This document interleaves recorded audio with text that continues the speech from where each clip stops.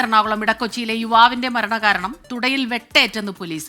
ആഷിഖിനെ കൊലപ്പെടുത്തണമെന്ന് ഷിഹാബ് നേരത്തെ തീരുമാനിച്ചിരുന്നു എന്നാണ് പോലീസ് പറയുന്നത്. യുവതിയുടെ പീഡന പരാതിയിൽ അറസ്റ്റിലായ ആഷിഖ് ജയിലിൽ നിന്ന് ഇറങ്ങിയ ശേഷവും അത് തുടർന്നു.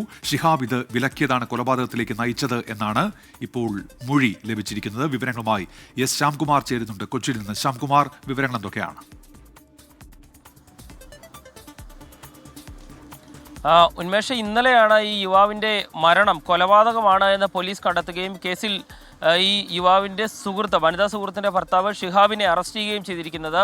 ഈ കേസിലാണ് ഇപ്പോൾ പോസ്റ്റ്മോർട്ടം റിപ്പോർട്ടിലെ വിവരങ്ങൾ പുറത്തു വരുന്നത്. കൊലപാതക കാരണം തുടയിലേറ്റ വെട്ടാണ് എന്നുള്ളതാണ് വ്യക്തമായിരിക്കുന്നത്. അതായത് ഹൃദയത്തിലേക്കുള്ള രക്തക്കുഴൽ പൊട്ടിയതാണ് മരണത്തിനിടയാക്കിയതെന്ന് പറയുന്നു. ഇതിനു പുറമെ ഇയാൾ ഇന്നലെ ചോദ്യം ചെയ്യലിൽ പോലീസിനോട് സംബന്ധിച്ചത് കൊലപാതകം നടത്തണമെന്ന ഉദ്ദേശത്തോടുകൂടി തന്നെയാണ് അവിടെ ചെന്നത്. നേരത്തെ തന്നെ ഇത് ഉറപ്പിച്ചിരുന്നു.